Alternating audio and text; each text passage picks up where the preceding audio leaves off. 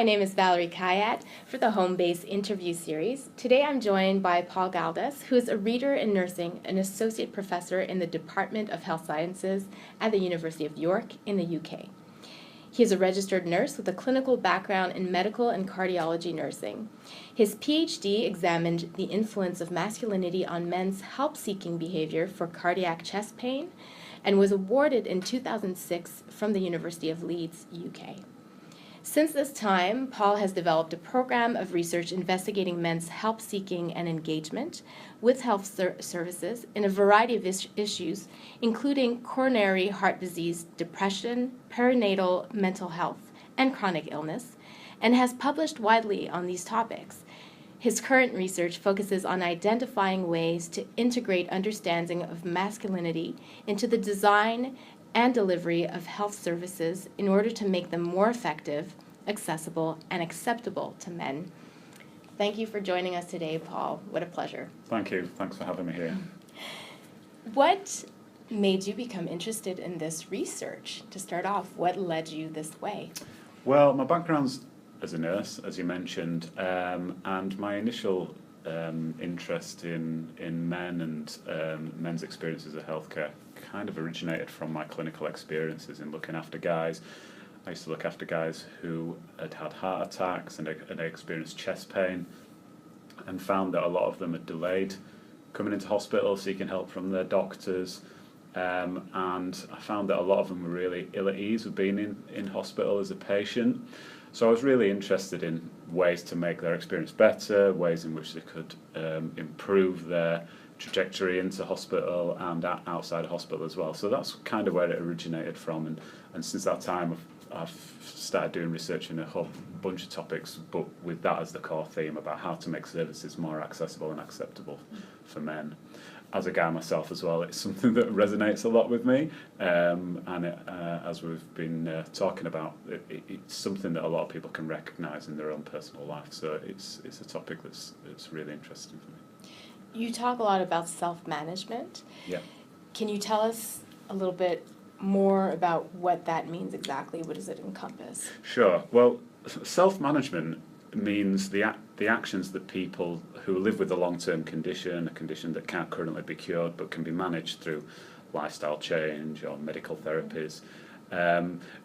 Self-management refers to the actions that individuals take to better manage their own conditions, and that might be through adopting a healthier lifestyle. It might be adhering to medical advice and treatments. What I'm particularly interested in is how to support people to better self-manage. So self-management support is about the not developing, fostering people to have the knowledge, the confidence, the skills, the attitudes to take self-management actions so that it leads to better outcomes for themselves. So how do we support people to become better self-managers? We all self-manage, we all self-care, we take actions to look after ourselves, whether we do or we don't live with a chronic illness. You know, we brush our teeth, we take exercise, we try to eat a healthy diet. For people who live with a long-term condition, those are the important things as well, but there's an extra layer that involves the actions that you need to take in order to manage your condition as well. As mentioned, your work focuses on men. Why is it so important to have a gender-specific approach? Well, if we look at the research, it shows quite clearly that men have got specific needs, requirements, preferences in how they want to be supported to self-manage. It's very important to emphasise that there's no one answer to how men as a group want to be supported. Men are not one big homogenous group. There's a lot of difference in diversity, and a lot of the things that men talk about that are important to them are equally important to women. But when we look at the research in men's experience of living with different chronic illness, it impacts them in a particular way that really has a dramatic and important influence on how they see themselves as men, and the support that needs to be provided to men when they experience chronic illness and when they need support to help manage that experience.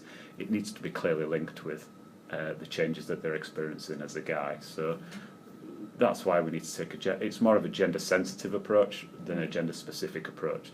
Gender sensitivity is about recognising the importance of gender in the delivery of care and support.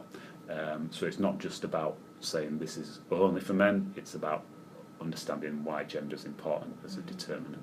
So in some ways it's about learning to speak men's language, to help them in I would say it comes down to, in lay terms, how do we make things men friendly? How do we make things appealing to men? And that happens in most walks of life. How do we make commercial services appealing to men? How do we make television programs appealing to men? How do we make clothes and advertising appealing to men? And what I'm talking about is how do we make health services appealing to men so that they're more accessible.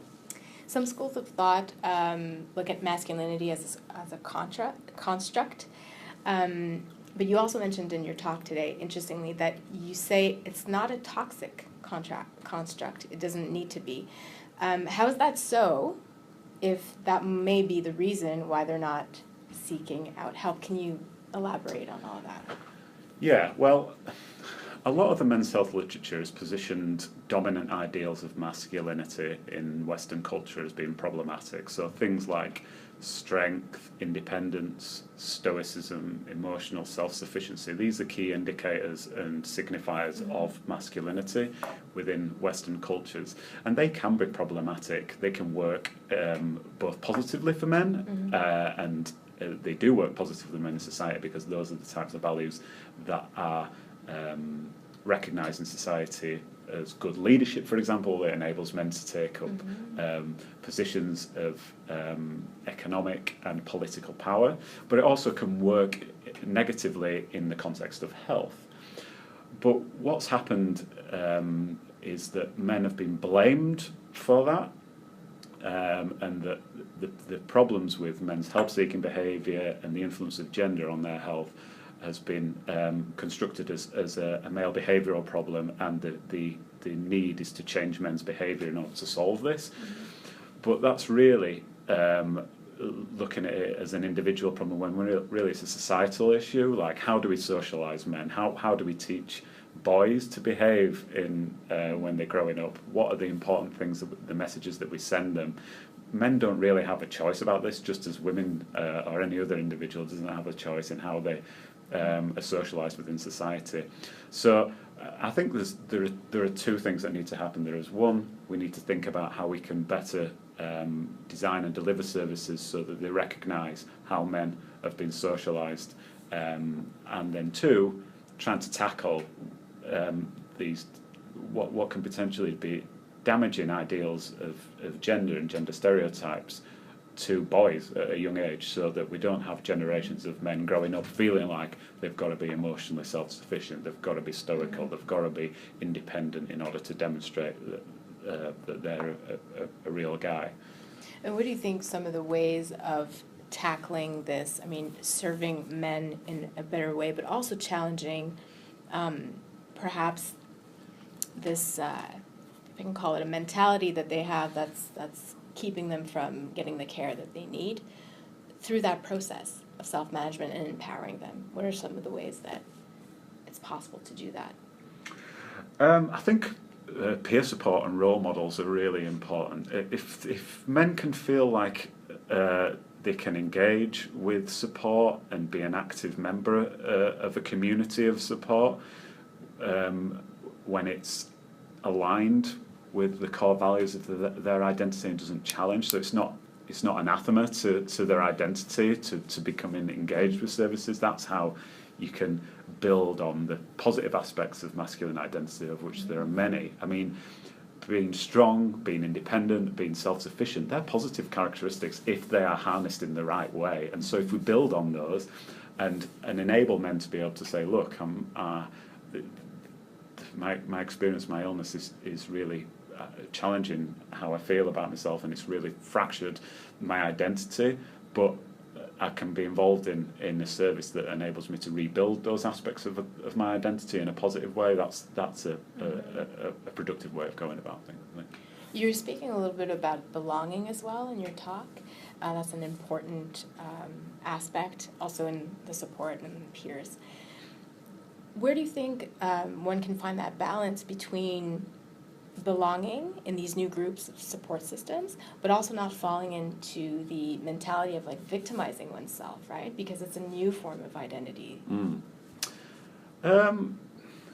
It's a difficult one to answer because I think there needs to be an opportunity for people to say, look, I'm having a bad time. I do feel like a victim. It's that why me phenomenon, like why has this happened to me? I think that is necessary as part of people's transition into reclaiming their identity and becoming the person that they want to be going forward. So it's a necessary step. Yeah, absolutely it is. So I think like pushing people towards acceptance can be potentially problematic. Enabling people to do that on their own terms, shoulder to shoulder with other people who are experiencing the same thing. That's what the literature would suggest is the key benefit of peer support. Can you quickly speak about shoulder to shoulder for the people who don't know what that means?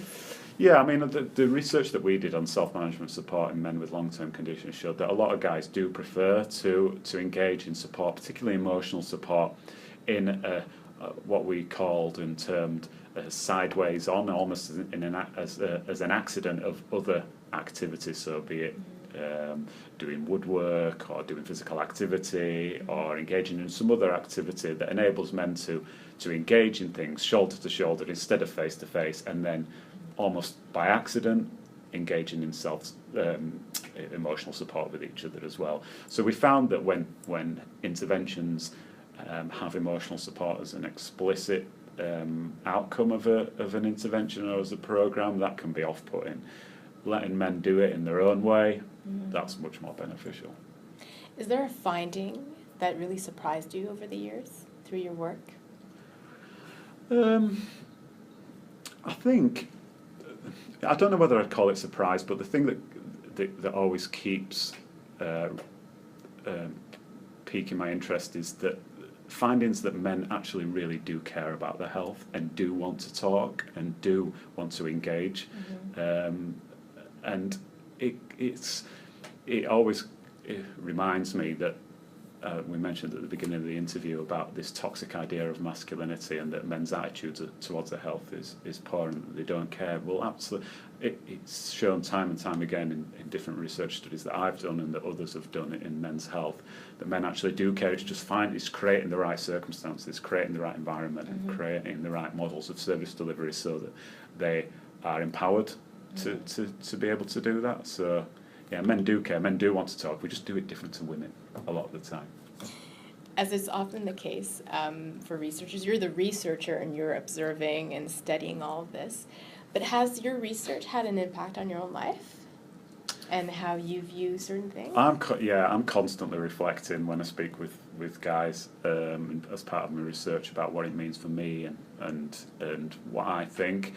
It's interesting. I mean, from my research perspective, I'm as a qualitative researcher predominantly. I don't view myself as being an outsider looking in. I am part of the findings. I am part of constructing the knowledge when I interview men and speak with them about their experiences. And I'm always very aware of how men react and interact with me and how they might respond to the image that I portray. It's a fascinating field to work in as a guy, because you're part of this masculine culture. So yeah. Do you also use the shoulder to shoulder tactic for your interviews? I don't know. I mean, I transgress a lot of gender stereotypes. I'm a nurse by background.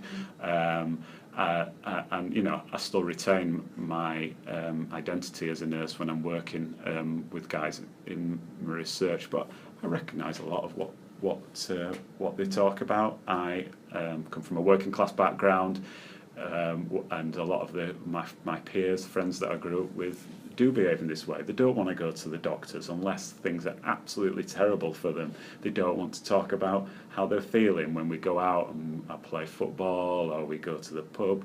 We don't talk about our emotions. That is not how things happen. But we will do in the correct circumstances. So, yeah, it's a constant journey of learning and reflection. It's one of the positives of working in this field, I think. as a wrap-up to this discussion, what do you think is the most pressing issue within this field or this type of research? What are the next steps that are most pressing, according to you? For me, the important thing is for us to begin to recognise that gender is an important determinant of health and of uptake of health services. We've been pretty good in health service delivery and in support programmes, recognising that things like age, culture, ethnicity, socioeconomic status are important determinants of health, and we've really just looked at sex and gender as being a variable to control, but not really considered it as an important determinant of people's experiences and how they might interact with services. So I would like to see gender have greater prominence in how we think about the delivery and organisation of health services, and see it more in health policy as well as recognised as an important issue. That is kind of the next step. So let's see a men's health policy in Canada. Let's see a men's health policy in the UK that really takes account of the important issues for men. Paul Galdas, thank you so much for your time today and for this very enriching discussion. My pleasure. Thank you.